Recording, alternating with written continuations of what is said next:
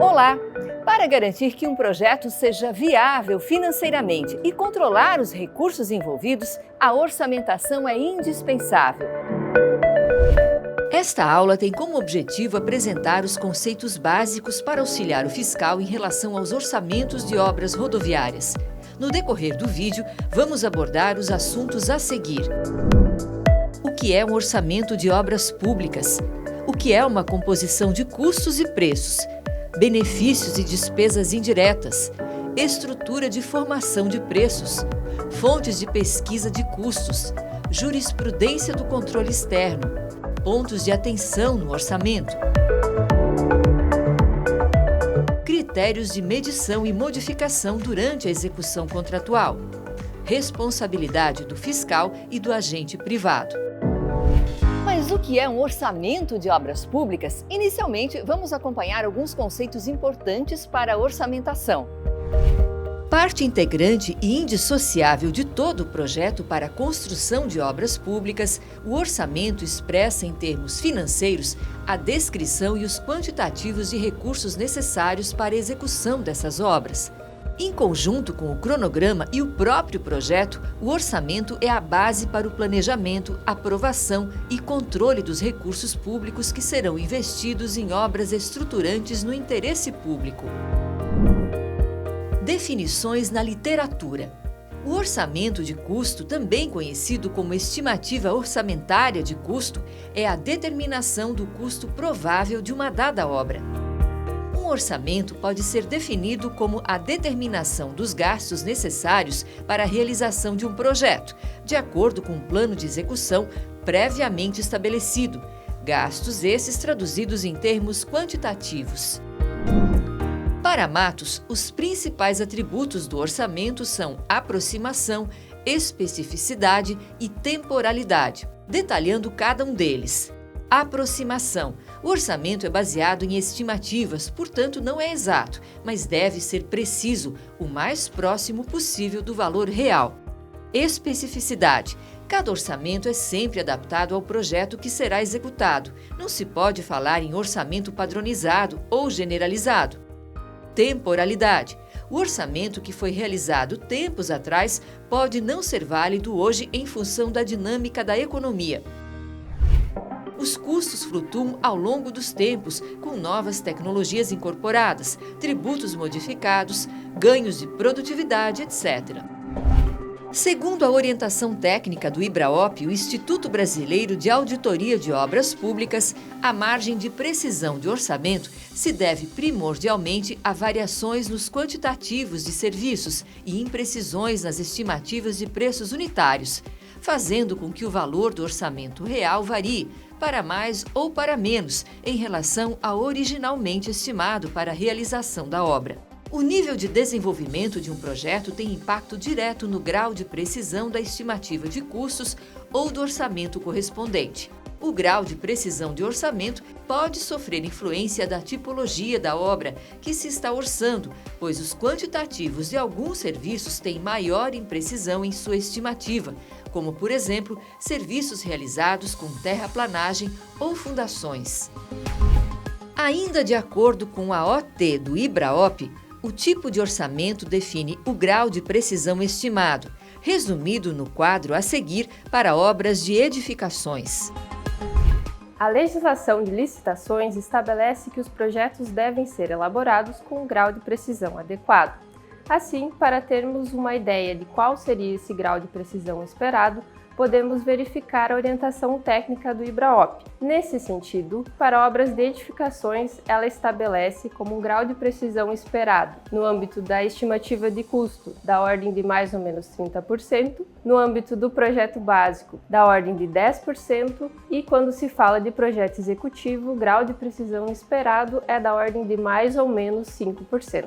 Ainda falando sobre o grau de precisão esperado, podemos adotar como referência a representação elaborada por Wiedemann, que representa a variação entre o grau de precisão do orçamento em relação ao grau de maturidade do projeto. Lembrando que esse gráfico é uma tendência, devendo-se avaliar o caso concreto.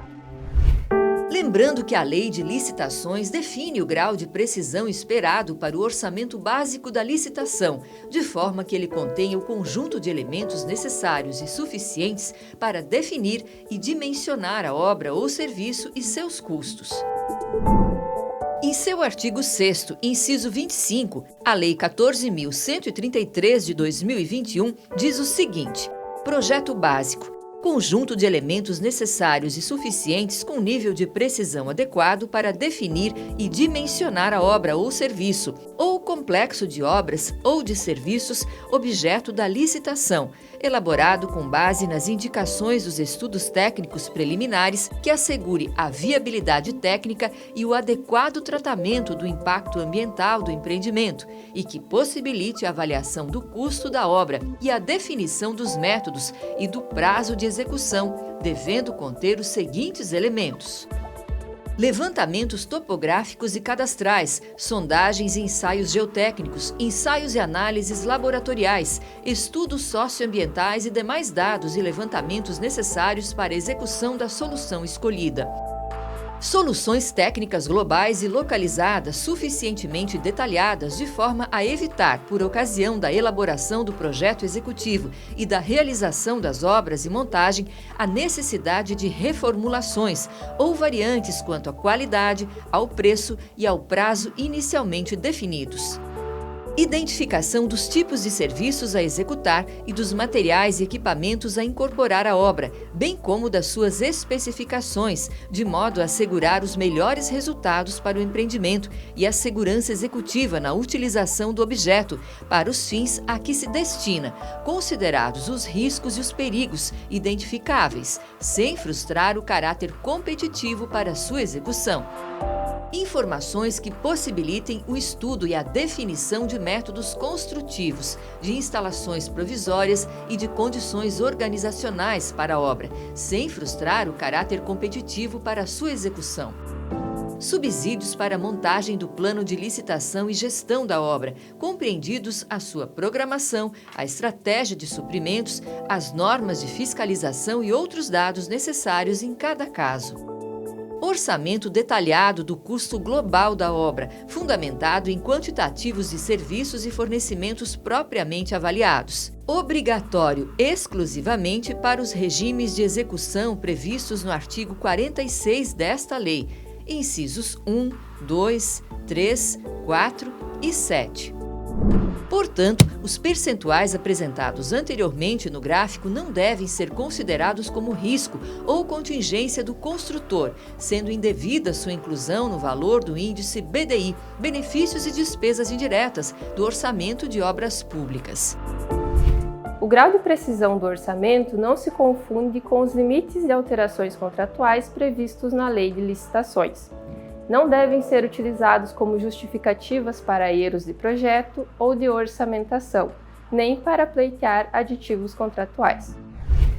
Composição de custos e preços, em que pese certa divergência de conceitos, pode-se resumir os componentes da seguinte forma: custo direto, todo gasto diretamente atrelado à produção do bem ou serviço a que se refere.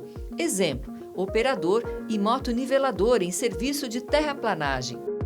Custo indireto, todo gasto que se relaciona de forma indireta com a produção do bem ou serviço a que se refere. Exemplo: administração local e canteiro de obras.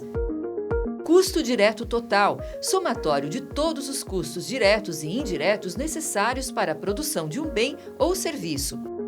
Despesas indiretas, todos os gastos que incidem indiretamente, geralmente em percentual para a produção de um bem ou serviço. Exemplo: tributos, seguros, risco.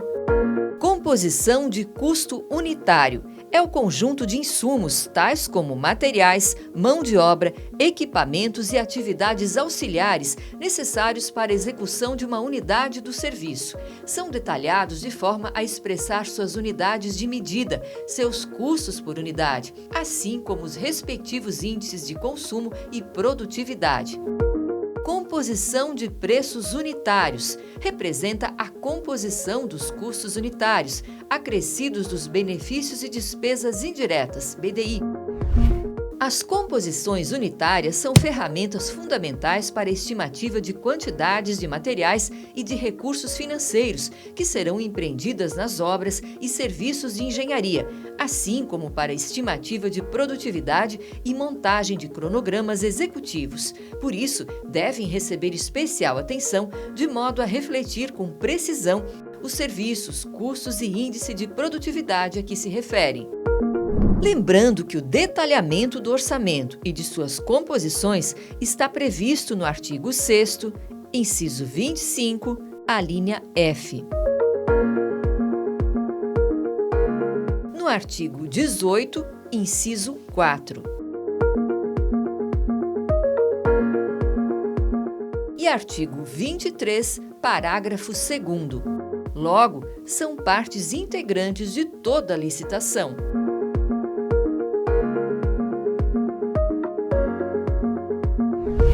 E o que é o BDI? Segundo o TISACA, uma taxa que se adiciona ao custo direto de uma obra ou serviço para cobrir as despesas indiretas do executor, mais o risco do empreendimento, as despesas financeiras incorridas, os tributos incidentes na operação, despesas de comercialização, se tiver, e o lucro do empreendedor. E o seu resultado é fruto de uma operação matemática baseada em dados objetivos envolvidos em cada obra. O BDI, benefícios e despesas indiretas ou bonificações e despesas indiretas, ou ainda Budget Difference Income, em síntese, é a taxa que, aplicada aos custos totais diretos, forma o preço da obra. Bom, pessoal, aqui a gente tem a tabela do Acórdão 2622/2013 do plenário TCU, que tem servido de referencial para a classificação de BDI em contratos de obras públicas. O que é que ele traz aqui? Ele traz a divisão por tipo de obra e os intervalos de primeiro e terceiro quartil, além do médio, que são os mínimos e os máximos, as bandas que a gente tem variando, que mais são observadas nesses contratos. Então, eles servem de referências para os nossos BDIs. A gente tem aqui também a questão da classificação do BDI diferenciado, que são para itens de mero fornecimento. Nesse caso, a gente teria o CAP em contratos de obras de pavimentação. Bom, continuando no Acórdão 2622, a gente pode destrinchar ele e ver que ele traz os limites para as demais parcelas do BDI. Por exemplo, aqui a gente tem administração central, seguro e garantia e o risco. Lembrando, quartis 1 e 3 são os limites, as bandas de atuação toleráveis, que é o que foi visto pelo TCU durante sua pesquisa. Continuando aqui, a gente tem despesas financeiras, tem o lucro, o que é que tem sido esperado, o que é que mais tem sido utilizado nos BDIs de obras públicas. Por fim, a gente tem aqui o BDI para fornecimento de materiais, comumente conhecido como BDI diferenciado. Ele também traz os limites, primeiro quartil, terceiro quartil e qual a média. São todas as despesas indiretas que acabam fazendo parte da formação do preço dessas obras públicas. Importante destacar que esses limites previstos no acórdão do TCU não são vinculantes. Entretanto, tratam de ampla pesquisa realizada pela Corte de Contas em diversas contratações, de forma que taxas individuais ou somadas fora desses limites devem ser devidamente motivadas. Nesse sentido, vamos acompanhar a decisão do TCE de Santa Catarina número 1286 de 2024, que considera como impropriedades utilização não motivada de taxa de BDI referencial acima do terceiro quartil, limite máximo, em desacordo com o Acórdão TCU número 2622 de 2013, paradigma utilizado para orçamento básico da licitação. E temos ainda a fórmula para a obtenção da taxa BDI, conforme jurisprudência do TCU. Bom, aqui a gente tem um exemplo da fórmula trazida pelo Acórdão TCU, que traz os componentes do BDI. A gente tem administração central, seguro, risco, garantias, despesas financeiras, lucro e impostos. Utilizando essa fórmula, dentro daqueles quartis, você chega a um percentual de BDI aceitável que tem sido mais utilizado nas obras públicas. O sistema SICRO do DENIT, via Coordenação Geral de Custos de Infraestrutura de Transportes, mantém atualizado o BDI referencial para obras de infraestrutura, principalmente em relação às repercussões da taxa Selic, que impacta diretamente na parcela de despesas financeiras do BDI. O exemplo a seguir representa o BDI onerado para construção e restauração rodoviárias. Ele foi definido a partir da atualização para a taxa Selic, deliberada na reunião número 265 do Copom, o Comitê de Política Monetária, e que passou a vigorar a partir de novembro de 2024. Bom, pessoal, trazendo outros exemplos de BDI, a gente tem aqui o BDI muito utilizado pelo DENIT no seu programa Ciclo, onde ele leva em conta a repercussão da Selic nas parcelas desse BDI. Ele não traz a fórmula em si, mas traz quais são as parcelas e quais são os limites conforme o porte da obra e o tipo que ela vai ser utilizada. Então a gente tem, a cada nova reunião do Copom, que traz uma Selic nova, qual é a repercussão dentro desse BDI. Conforme jurisprudência do TCE de Santa Catarina e a súmula TCU número 253, itens que são de mero fornecimento e que representem percentual significativo do preço global da obra recebem taxa BDI com percentual reduzido. A taxa de BDI deve refletir a realidade da obra e do mercado que representa, seu porte e sua tipologia, recebendo a tributação da localidade que será executada a obra. Com a implantação da reforma tributária, alguns itens do BDI serão modificados, visto que as formas e tipos de tributação serão alterados com sua implantação. Deve-se ficar atento a essas mudanças, que passarão por um período de transição legislativa a partir de 2026. Vamos falar agora sobre estrutura de formação de preços. Conforme a tabela apresentada, a formação de preços de uma obra contempla o custo total, que são os custos diretos da obra, que estão relacionados aos serviços da obra efetivamente, e também aos custos indiretos, como canteiro de obras, mobilização e desmobilização e administração local. Esses itens, eles devem estar detalhados analiticamente por meio de uma composição de custos. Na formação do preço, além do custo total, nós temos o BDI, que contempla as despesas indiretas e o lucro. E o BDI também deve ser detalhado analiticamente. Alguns encargos complementares, como os encargos sociais, eles já estão embutidos nas composições de custo, especificamente na mão de obra. É importante destacar que a utilização do SICRO ou do SINAP ela não é exclusiva. Então cabe ao orçamentista adequar o sistema de custos que ele está utilizando para a realidade da sua obra. Fontes de pesquisa para custos. A Lei Federal 14.133 de 2021 traz a seguinte normativa sobre as fontes para pesquisa de estimativa de valores. Artigo 23. O valor previamente estimado da contratação deverá ser compatível com os valores praticados pelo mercado, considerados os preços constantes de bancos de dados públicos e as quantidades a serem contratadas, observadas a potencial economia de escala e as peculiaridades do local de execução do objeto. Parágrafo 2º. No processo licitatório para a contratação de obras e serviços de engenharia, conforme regulamento, o valor estimado, acrescido do percentual de benefícios e despesas indiretas, BDI, de referência e dos encargos sociais cabíveis, será definido por meio da utilização de parâmetros na seguinte ordem. Inciso 1. Composição de custos unitários menores ou iguais à mediana do item correspondente do Sistema de Custos Referenciais de Obras, SICRO, para serviços e obras de infraestrutura de transportes ou do Sistema Nacional de Pesquisa de Custos e Índices de Construção Civil, SINAP, para as demais obras e serviços de engenharia. 2. Utilização de dados de pesquisa publicada em mídia especializada, de tabela de referência formalmente aprovada pelo Poder Executivo Federal e de sítios eletrônicos especializados ou de domínio amplo, desde que contenham a data e a hora de acesso. 3. Contratações similares feitas pela administração pública em execução ou concluídas no período de 1 ano anterior à data de pesquisa de preços, observado o índice de atualização de preços correspondente. Inciso 4. Pesquisa na Base Nacional de Notas Fiscais Eletrônicas na forma de regulamento. Parágrafo 3º. nas contratações realizadas por municípios, estados e Distrito Federal, desde que não envolvam recursos da União, o valor previamente estimado da contratação a que se refere o caput deste artigo poderá ser definido por meio da utilização de outros sistemas de custos adotados pelo respectivo ente federativo. E atenção! Desde a desativação dos sistemas de custos do extinto DEINFRA, Santa Catarina não possui mais sistema próprio para estimativa de custos. Portanto, os sistemas SINAP e SICRO devem ser utilizados na jurisdição do TCE-SC. Dessa forma, a utilização de sistemas de custos diversos por temática ou necessidade técnica devem ser motivados e ajustados às especificidades locais. Aprofundando um pouco o SINAP e o SICRO.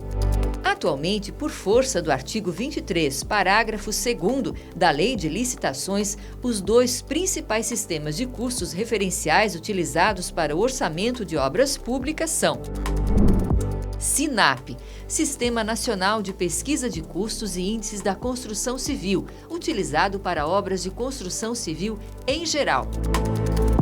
E o SICRO, Sistema de Custos Referenciais de Obras, utilizado para obras de infraestrutura de transportes.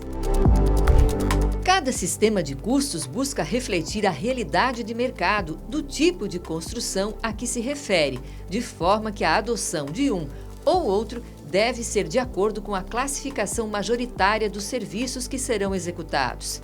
Exemplo, para obras de peso maior em pavimentação ou outra infraestrutura de transportes, deve-se buscar custos referenciais no SICRO. Cabe destacar que a utilização do SICRO ou do SINAP ela não é exclusiva. Então, o orçamentista deve adotar esse sistema de custos e ajustar a realidade da obra que ele está fazendo o orçamento. Como, por exemplo, quando vai fazer um orçamento e há necessidade de um canteiro de obras. E conforme prevê a jurisprudência do TCE, na elaboração de orçamentos de obras de infraestrutura, deve-se utilizar prioritariamente o sistema de custos SICRO, observando os necessários ajustes ao caso concreto. Sobre itens autônomos. A individualização de itens como derivados de petróleo, a exemplo do CAP, deve seguir a função binômio aquisição mais transporte, conforme previsto no Manual de Custos do SICRO e de acordo com a Portaria DENIT número 1977 de 2017. Já para materiais que são produzidos localmente, como no caso de agregados pétreos, é importante que se busque uma análise de preços locais, visto que os sistemas de custos muitas vezes trazem mediana de preços para a capital do estado. Uma pesquisa no mercado local poderá trazer boas economias ao erário. Relembrando que itens que são de mero fornecimento e valor representativo devem receber taxa BDI reduzida ou diferenciada. Ainda, pesquisas de preços representam valor acabado, ou seja, preço de mercado, e não devem receber taxa BDI integral. Como exemplo, podemos citar o material britado comercial. Dois itens importantes quando falamos sobre orçamentação, principalmente para fins de atenção por parte do fiscal. São eles: sobrepreço e superfaturamento. O sobrepreço ocorre quando há preço proposto ou contratado, mas não pago ainda, em patamar acima do valor de mercado para um bem, serviço ou obra. Refere-se à diferença indevida entre o valor praticado no mercado, em referenciais oficiais, e o valor estipulado em edital ou contrato decorrente.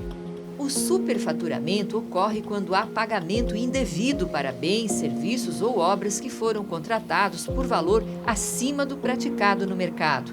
Ou seja, o sobrepreço, quando medido e pago, torna-se superfaturamento. O IBRAOP, em sua orientação técnica, define alguns conceitos de superfaturamento. Por quantidade, caracterizado pela medição de quantitativos superiores aos efetivamente executados ou fornecidos.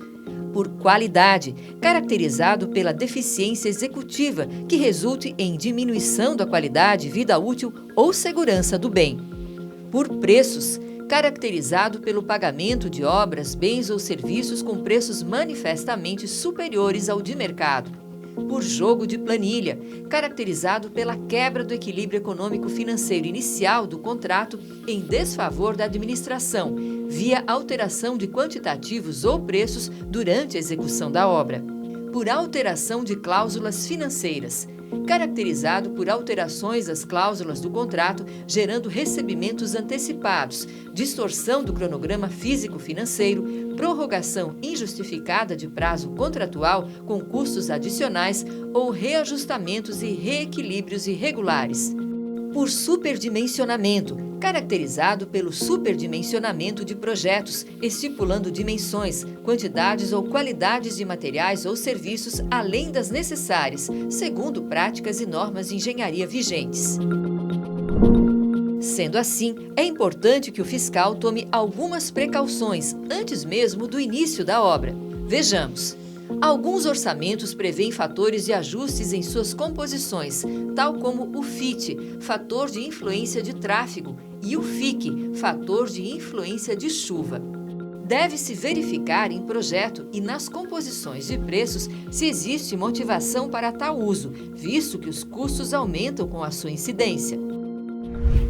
É importante que se conheça a realidade do local de execução das obras, seja na concepção do projeto e orçamento, seja na execução do empreendimento.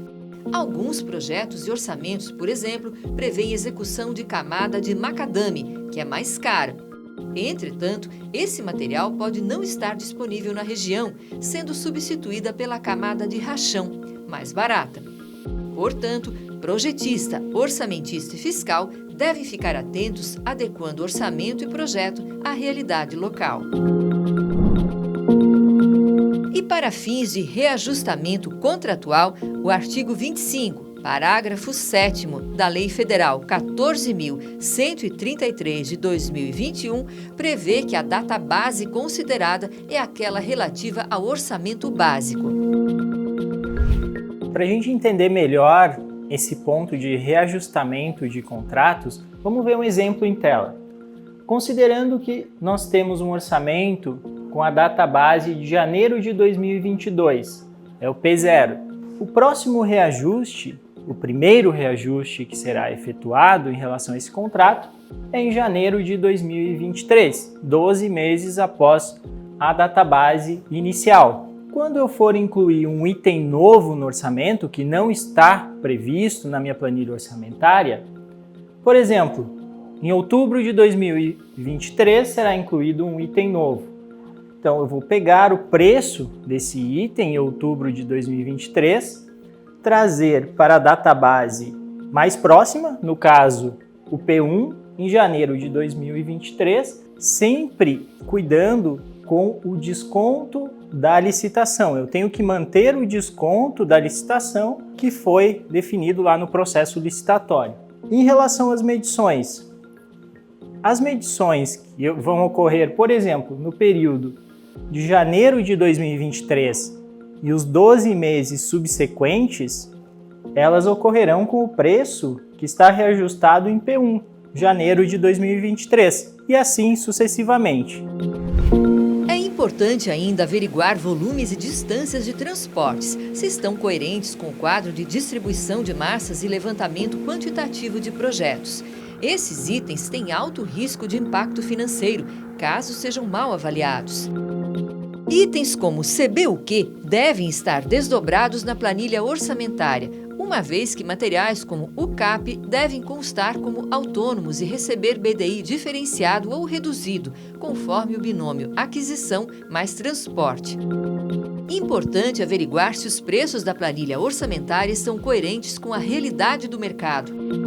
Itens específicos e extraordinários, como jazidas de empréstimos e botaforas, devem possuir a menor distância média de transporte possível. Seus volumes em orçamento devem ser coerentes com aqueles apontados no diagrama de massas e projetos.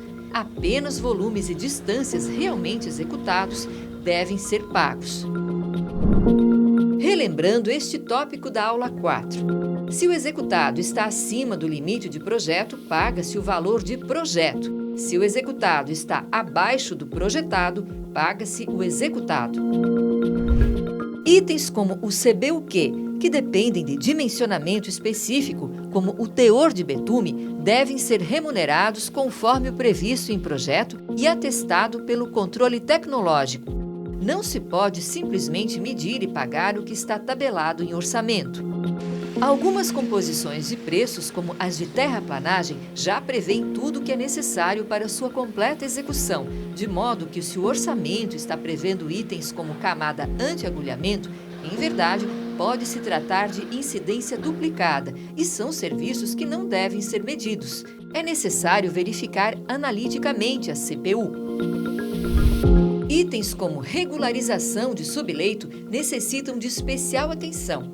Apenas são classificados como este serviço quando existe escarificação com profundidade de 20 centímetros, seguida de pulverização, umedecimento ou secagem, compactação e acabamento nos termos da norma DENIT 137 de 2010. O simples nivelamento do subleito não é regularização, se tratando da camada final de terraplanagem, que assim foi remunerado. Ainda, deve-se atentar que a área a ser medida corresponde à largura da plataforma com tolerância de mais ou menos 10 centímetros. A medida não deve ser equivalente a toda a área de terraplanagem.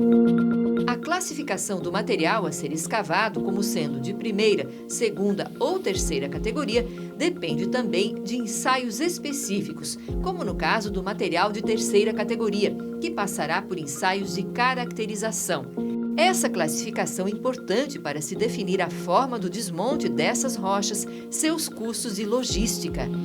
É importante destacar que alguns fatores de correção para transportes já são considerados nas composições do ciclo. Entretanto, se houver necessidade de realizar ajustes dessas composições ou utilizar composições de outros sistemas, fatores de correção como empolamento devem ser considerados. Vamos relembrar aqui os fatores de correção utilizados pelo Cicro, conforme Manual de Custos de Infraestrutura de Transportes. Fator de eficiência, relação entre o tempo de produção efetiva e o tempo de produção nominal de determinado equipamento. No Cicro é considerado como padrão um fator de eficiência de 0,83 para a construção, que pode ser ajustado, ao caso concreto, pelo FIT, fator de influência de tráfego, se necessário. Fator de conversão. Ajusta as capacidades nominais dos volumes dos equipamentos para capacidades reais. É obtido pela relação entre volume medido e volume manipulado pelo equipamento. No caso de terraplanagem e de pavimentação, essa relação é medida entre volume de material no corte e o volume desse mesmo material solto, ou seja, volume manipulado. Assim, a relação inversa do fator de conversão equivale ao fator de empolamento, volume solto, volume no corte. Fator de carga consiste na relação entre a capacidade efetiva do equipamento e sua capacidade nominal ou geométrica, conforme a classificação do tipo de material. Para saber mais, não deixe de consultar os cadernos técnicos e os manuais dos sistemas de custo. Lá você vai encontrar as composições, todas as orientações e você vai perceber que muitas composições elas são ajustadas para casos específicos e os manuais e os cadernos técnicos explicam isso. Então, isso facilita o entendimento pelo orçamentista para adequar a realidade da obra que ele está trabalhando. Outro assunto importante da aula de orçamentação: responsabilidades, tanto do fiscal como do agente privado. Sobre isso, a Lei de Licitações diz o seguinte: artigo 115. O contrato deverá ser executado fielmente pelas partes de acordo com as cláusulas avençadas e as normas desta lei, e cada parte responderá pelas consequências de sua inexecução total ou parcial. Em relação ao contratado, artigo 119. O contratado será obrigado a reparar, corrigir, remover, reconstruir ou substituir às suas expensas, no total ou, em parte, o objeto do contrato em que se verificarem vícios, defeitos ou incorreções resultantes de sua execução ou de materiais nela empregados. Artigo 120. O contratado será responsável pelos danos causados diretamente à administração ou a terceiros em razão da execução do contrato e não excluirá nem reduzirá essa responsabilidade a fiscalização ou o acompanhamento pelo contratante. Portanto, o contratado responde diretamente e subsidiariamente pelos danos causados durante e após a execução do contrato, enquanto for vigente a garantia contratual, seja sobre as características do objeto, incluindo eventuais danos ao erário por sobrepreço e superfaturamento, ou mesmo por danos a terceiros. Nesse sentido ainda, vamos acompanhar o enunciado de jurisprudência do TCU. As empresas que oferecem propostas com valores acima dos praticados pelo mercado, tirando proveito de orçamentos superestimados elaborados pelos órgãos públicos contratantes, contribuem para o superfaturamento dos serviços, sujeitando-se à responsabilização solidária pelo dano evidenciado. E para o fiscal do contrato, a Lei Federal 14.133 de 2021 prevê o seguinte: Artigo 117. A execução do contrato deverá ser acompanhada e fiscalizada por um ou mais fiscais do contrato, representantes da administração especialmente designados, conforme requisitos estabelecidos no artigo 7º desta lei, ou pelos respectivos substitutos, permitida a contratação de terceiros para assisti-los e subsidiá-los com informações pertinentes a essa atribuição. Parágrafo 1º. O fiscal do contrato anotará em registro próprio todas as ocorrências relacionadas à execução do contrato, determinando o que for necessário para a regularização das faltas ou dos defeitos observados. Segundo, o fiscal do contrato informará a seus superiores em tempo hábil para a adoção das medidas convenientes à situação que demandar decisão ou providência que ultrapasse sua competência. Terceiro, o fiscal do contrato será auxiliado pelos órgãos de assessoramento jurídico e de controle interno da administração, que deverão dirimir dúvidas e subsidiá-lo com informações relevantes para prevenir riscos na execução contratual. Parágrafo 4º. Na hipótese da contratação de terceiros prevista neste artigo, deverão ser observadas as seguintes regras. A empresa ou o profissional contratado assumirá responsabilidade civil objetiva pela veracidade e pela precisão das informações prestadas, firmará termo de compromisso de confidencialidade e não poderá exercer atribuição própria e exclusiva de fiscal de contrato. A contratação de terceiros não eximirá de responsabilidade o fiscal do contrato nos limites das informações recebidas do terceiro contratado. Dessa forma, ao fiscal cabe o acompanhamento da execução contratual, assegurando que a obra ou serviço sejam realizados conforme os termos contratuais, normas técnicas vigentes e a legislação aplicável. Estão entre as atribuições do fiscal: acompanhamento e supervisão, monitorar o andamento da obra, garantindo a conformidade com o projeto aprovado e os padrões de qualidade estabelecidos, relatórios e documentação, elaborar relatórios periódicos sobre o progresso da obra, registrando eventuais desvios ou irregularidades, comunicação de irregularidades, informar aos superiores hierárquicos quaisquer problemas ou não conformidades identificadas durante a execução. Portanto, o fiscal deve ficar atento a todos os aspectos orçamentários pontuados aqui, tomando as providências necessárias para regularizar eventuais desvios, comunicando devidamente situações que ultrapassem sua capacidade de tomada de decisão, incluindo auxílio de outros órgãos, se for o caso.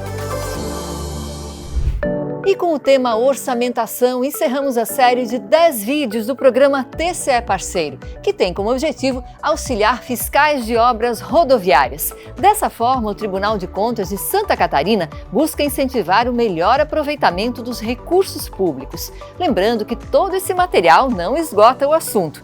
devendo o fiscal se aprofundar em cada tema para obter melhores resultados. Obrigada por nos acompanhar e um ótimo trabalho!